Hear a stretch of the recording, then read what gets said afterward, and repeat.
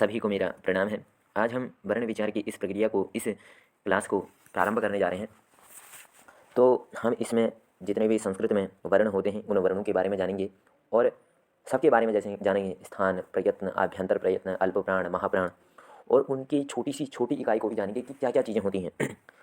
वस्तुतः वस्तुतः मैंने देखा है कि आने वाली परीक्षाओं में हो गया और क्या कहते हैं, इधर आपसे नेट जेआरएफ और अन्य जो हमारी स्टेट की होती हैं, ठीक है, जो सभी होती हैं यूपीएससी और क्या कहते हैं हमारी संस्कृत की, हमारे व्याकरण की, कोई भी हमसे प्रश्न पूछ सकता है। इतना इतना बेसिक है क्योंकि इसी से ही प्रश्न भी बनता है, इसी से ही आपसे कोई पूछ भी सकता है। यह इतना हमारे लिए महत्वपूर्ण रखता है। व्याकरण की यह सबसे महत्वपूर्ण कड़ी है जो हमको सीखनी आवश्यक है, ठीक है। तो इसीलिए हम इस भिन्न भिन्न चीज़ें सीखेंगे। आगे इस प्रक्रिया में आप बने रहेंगे तो मुझे लगता है आप व्याकरण को सीखने में बलिष्ठ हो जाएंगे, क्योंकि कहते हैं कि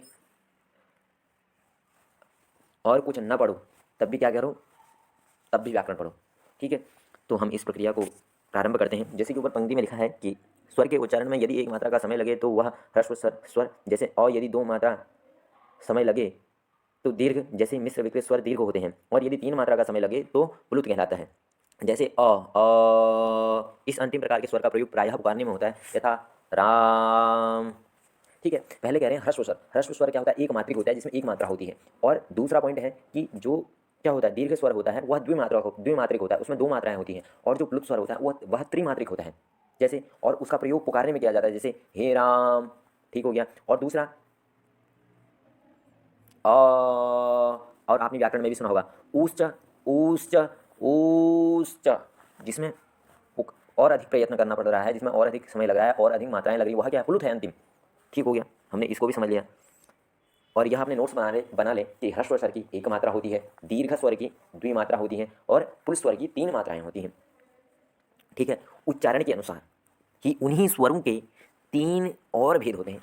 उच्चारण के अनुसार उन्हीं स्वरों के, ठीक है, कितने भेद होते हैं, तीन, उदात्ता, अनुदात्ता, स्वरिता, ठीक हो गया। तीन तीन भेद हो जाते हैं, कितने, उदात्त, अनुदात्त, स्वरित।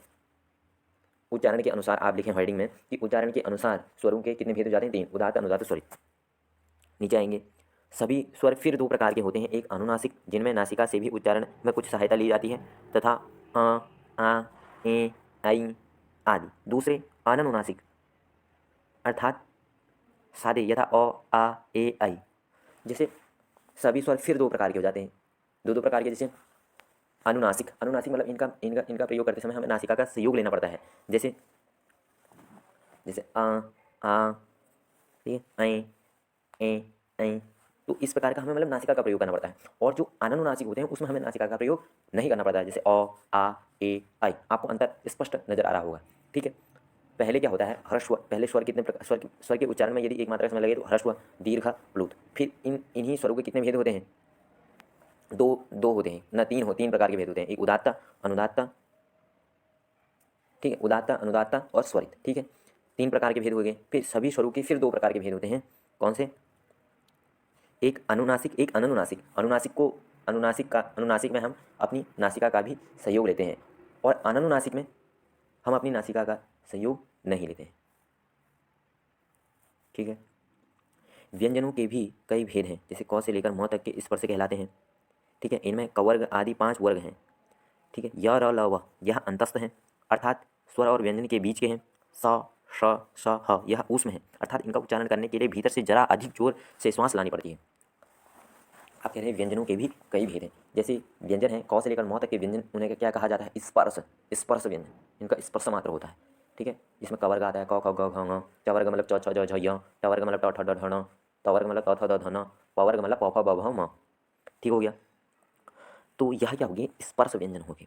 और य, र, ल, व यह स्वर और व्यंजन के बीच वाले हैं। और श, श, श, ह यह क्या है, ऊष्म वर्ण, जिन्हें बोलने के लिए हमें अपने उदर से क्या करना पड़ता है, और अधिक वायु से इनको बोलना पड़ता है, और अधिक मतलब श्वास से इसे बोलना पड़ता है, ठीक हो गया। हमने यह भी समझ लिया कि व्यंजनों के भी कई भेद होते हैं, जैसे स्पर्श किन्हें कहा जाता है, ठीक है, अंतस्थ किन्हें कहा जाता है, ऊष्म किन्हें कहा जाता है, ठीक है। स्पर्श कहा जाता है क से लेकर म तक, ठीक है।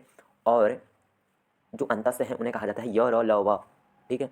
और ऊष्म कहा जाता है स्व, श, स, ह यह ऊष्म वर्ण है, जिन्हें बोलने के लिए और अधिक श्वास लेनी पड़ती है पेट से। हमने इनको भी समझा। तीसरा पॉइंट, चौथा है विसर्ग को वस्तुतः एक छोटा ह समझना चाहिए। यह सदा किसी स्वर के अंत में आता है, ठीक है, विसर्ग जहाँ पर भी आपको दिखाई दे आपको क्या समझना चाहिए, ह। अब ह समझना चाहिए। यह किसी स्वर के अंत में आता है, स्वर के अंत में आता है। जैसे राम शब्द है, राम शब्द में अंतिम वर्ण क्या है, मो, मो में क्या है, और क्या है, स्वर, स्वर के बाद क्या आएगा, विसर्ग। तो क्या बनेगा, वह क्या ह है, ऐसा समझना चाहिए। यह स अथवा र का एक रूपांतर मात्र है। यह क्या है, स और र का एक रूपांतर मात्र है, किंतु उच्चारण की विशेषता के कारण इसका व्यक्तित्व अलग है। क्योंकि उच्चारण के कारण इसका क्या है, रामः, इसका उच्चारण की विशेषता के कारण इसका व्यक्तित्व ही अलग है। यह जिस स्वर के पश्चात जुड़ा होगा उसी के उच्चारण स्थान से उच्चरित होगा। औ का उच्चारण स्थान क्या है, कंठ, तो विसर्ग का भी स्थान क्या होगा, कंठ। ठीक हो गया। कहा गया है कि यह स अथवा र का एक रूपांतर मात्र है, विसर्ग। ठीक है। अब किंतु उच्चारण की विशेषता के कारण इसका व्यक्तित्व अलग हो जाता है, उच्चारण की विशेषता के कारण इसका व्यक्तित्व भी अलग हो जाता है। यह जिस स्वर के पश्चात जुटा होगा, जिस स्वर, जैसे राम, राम में मोह में अ है, इसका स्थान अभी क्या होगा, कंठ होगा, अकु विसर्जनीय नाम कंठ। तो अब उस विसर्ग का भी स्थान क्या होगा, कंठ हो जाएगा। कह रहे यह जिस स्वर के पश्चात जुटा होगा उसी के उच्चारण स्थान से उच्चरित होगा।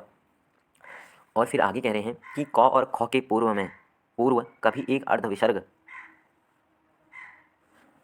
सा उच्चारण के प्रयोग में आता है तो उसे इस चिन्ह द्वारा व्यक्त करते हैं, और उसकी क्या हो जाती है, एक संज्ञा होती है, जिसको हम अगले वीडियो में जानेंगे। तो आज हमने जाना कि ह्रस्व की कितनी मात्राएं होती हैं, दीर्घ की मात्राएं कितनी होती हैं, प्लुत की कितनी मात्राएं होती हैं। यह आप अपनी पुस्तक में लिखकर मुझे क्या करेंगे, प्रेषित करेंगे। और दूसरा, फिर इनके क्या होते हैं, 3 भेद होते हैं इन्हीं स्वरों के, उदात्त, अनुदात्त, स्वरित।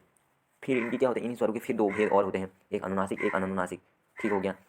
और व्यंजनों के कितने होते हैं, कई प्रकार के भेद होते हैं। क से लेकर मौ तक के व्यंजन क्या कहलाते हैं, स्पर्श।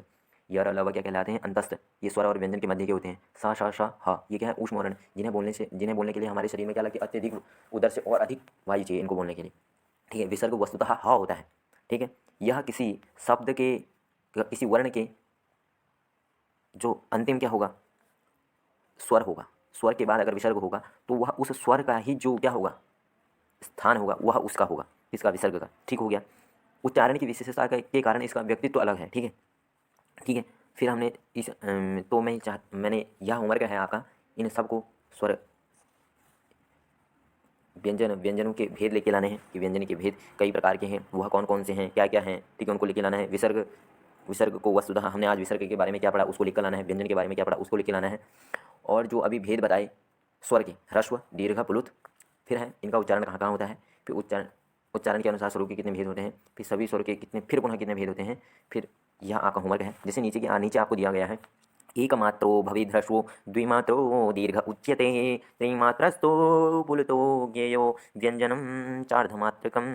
कह रहे एकमात्रो भवेद् ह्रस्वो, ह्रस्व की एक मात्रा होनी चाहिए, द्विमात्रो दीर्घ उच्यते, और दीर्घ की 2 मात्रा होनी चाहिए, दीर्घ की 2 मात्राएं होती हैं। त्रिमात्रस्थो पुलुतो ज्ञेयो, कह रहे हैं कि पुलुत की क्या होती है, 3 मात्राएं होती हैं। और व्यंजनम च अर्धमात्रकम, कह रहे हैं व्यंजन, जितने भी व्यंजन हैं उनकी क्या होती है, अर्धमात्रा होती हैं। ठीक हो गया। आधी, अब क और ख जोड़ोगे तब आधी और आधी मिलाकर 1 होगा। ठीक हो गया। व्यंजनम चार्धमात्रिकम, समझ में आ गया। तो आगे हम इस चीज़ को पढ़ेंगे। कह रहे हैं कि समाहारः स्वरितः, उच्चारण स्थान के उच्च अंश से उच्चरित स्वर उदात्त और नीचे के अनुदात्त तथा मध्य से स्वरित कहलाता है। ऊपर के स्थान से अगर उच्चरित होंगे तो उन्हें उदात्त कहेंगे, और नीचे के स्थान से अगर उच्चरित होंगे तो उन्हें अनुदात्त कहेंगे, और मध्य के स्थान से अगर उच्चरित होंगे तो उन्हें क्या कहेंगे, स्वरित कहते हैं। कार्यों मावसाना स्पर्शाः, क से लेकर मौ तक के सारे वर्ण क्या कहलाते हैं, स्पर्श कहलाते हैं। मैंने आपको ऊपर पढ़ाया था। यर अलावा अंतस्थाः, यह स्वर और व्यंजन के मध्य के होते हैं तथा इन्हें क्या कहते हैं, अंतस्थ वर्ण भी कहते हैं।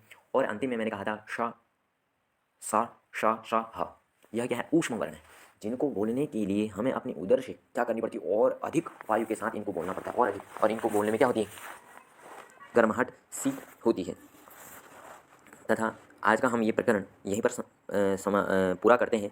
तथा इससे आगे हम पढ़ेंगे कि यह क से और ख से पूर्व कभी एक अर्ध विसर्ग सा उच्चारण के प्रयोग में आता है तो उसे इस चिन्ह के द्वारा व्यक्त करते हैं, और उसकी कौन सी संज्ञा होती है। इससे आगे हम दूसरे पाठ में पढ़ेंगे। तब तक के लिए